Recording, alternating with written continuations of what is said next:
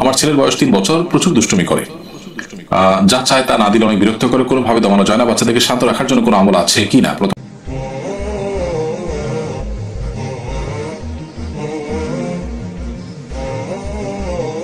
আমার ছেলের বয়স 3 বছর, প্রচুর দুষ্টুমি করে।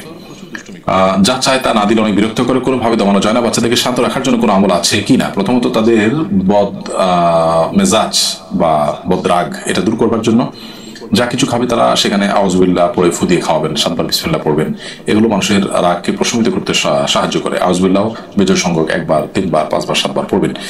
কারণ তাওবুজ বা আউযুবিল্লাহ মিনাশ রাজিম পাঠ করলে মানুষের রাগ প্রশমিত হয়। যে খাবার খাবে সেটাতে আপনি আউযুবিল্লাহ মিনাশ রাজিম 7 বার পড়ে ফু দিবেন, দিয়ে তাকে খাওয়াবেন।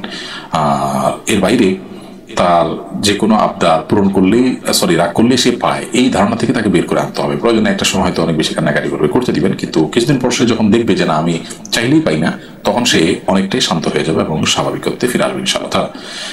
আমি একজন সাধারণ শিক্ষিত মানুষ, আমাকে সিরাত বিষয়ক কোন বইগুলো পড়তে পরামর্শ দিবেন? আপনি রাহিকুল মাকতুম পড়তে পারেন, সফিউর রহমান বরক রহমতুল্লাহের লেখা, বাংলা হয়ে গেছে, ইংরেজিতে আছে।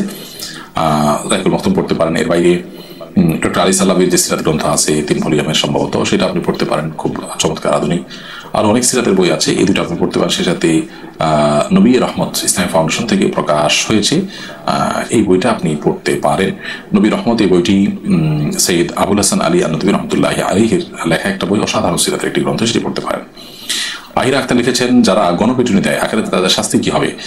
দেখুন, গণপিটুনিতে আর যেভাবে হোক কোনো মানুষ যখন হত্যা করে বা কোনো মানুষকে যখন আইন হাতে তুলে নিয়ে জুলুম করে, তো নবী সাল্লাল্লাহু আলাইহি ওয়াসাল্লাম বলেছেন আয-যুলমু যুলমাতুন ইয়াওমাল কিয়ামা, দুনিয়াতে জুলুম আখিরাতে বহুমুখী অন্ধকার হয়ে জালিম এবং অত্যাচারী ব্যক্তির সামনে আবির্ভূত হবে। সেই সাথেই যারা কোনো মানুষকে খুন করলো, ফাকান্নামা কাতালান নাস জামিআ, কেমন যেন সে গোটা পৃথিবীর সমস্ত মানুষকে খুন করলো। একজন মানুষকে অন্যায়ভাবে হত্যা করা গোটা বিশ্বকে হত্যা করা বা গোটা বিশ্বের সমস্ত মানবতাকে হত্যা করার সামনে এই দুটোর ভিতরে ফারাক নেই। এই জন্য এই মানুষগুলো তারা আল্লাহর জমিনে সবচেয়ে বড় অপরাধ করলো। মানুষ হত্যার অপরাধ সবচেয়ে আগে হবে কিয়ামতের ময়দানে। ইবাদতের মধ্যে নামাজের আর মানুষের হক সংশ্লিষ্ট বিষয়গুলোর মধ্যে মানুষ হত্যার বিচার সবকিছুর আগে হবে। এই জন্য এই বিষয়ে আমাদের সর্বোচ্চ সতর্ক থাকতে হবে। আল্লাহ